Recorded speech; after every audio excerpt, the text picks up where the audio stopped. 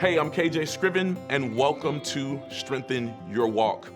Over the next few days, we're going to be talking about the subject of worship. Now, we know worship is important in the life of the believer, and we know that God wants us to worship Him. But what actually is worship? Is worship a genre of music? Is worship the slow songs in a music set at church? No, it's not. And over the course of time, we'll be talking about the importance of worship, why we worship, and the power of worship in our lives.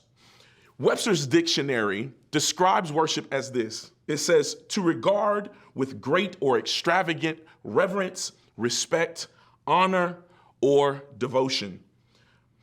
David puts it like this. He says, teach me your way, Lord, in Psalm 86, verse 11, and I will live by your truth.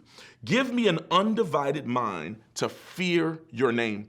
And you know, this word fear here doesn't just mean to be afraid, but it is the same concept. It means to reverence.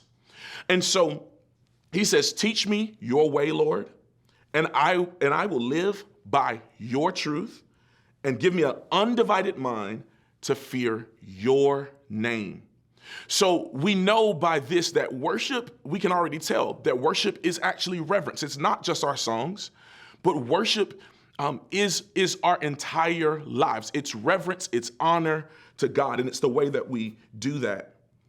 John 4, God gets specific as Jesus is talking to the woman at the well, who happens to be a Samaritan woman. And Samaritans and Jews in this time did not get along at all. And so she says to Jesus, when she has this powerful encounter with him, she says, well, Samaritans, we worship God here at the well on this mountain. And you Jews believe that God's presence is at the temple. And then Jesus says something really powerful. He says this. He says, but the hour is coming and is now here when the true worshipers will worship the Father in spirit and in truth. Yes, the Father wants such people to worship him. So we see the Lord's desire. God is spirit, and those who worship him must worship him in spirit and in truth. What is Jesus saying here? He's saying that worship is not only not just a song, but worship is not a location. Worship is not at a particular building.